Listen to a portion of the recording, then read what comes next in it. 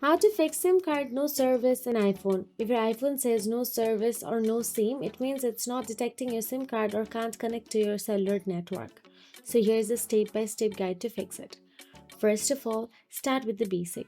Simply open the settings app from your home screen, and once inside the settings app, make sure to toggle on the airplane mode and wait for 10 seconds and simply toggle off the airplane mode. Then, once done so, simply check SIM card. Remove the SIM card using a SIM injector tool or paper clip. Then inspect the SIM. Clean gently with a microfiber cloth and reinsert it carefully. Then again, once done so, all you have to do is scroll down and tap on the general option available in your settings. Then once inside the general, simply scroll down and tap on the software update, and make sure to update your software to the latest version. Outdated software can also cause cellular issues, so install any available updates.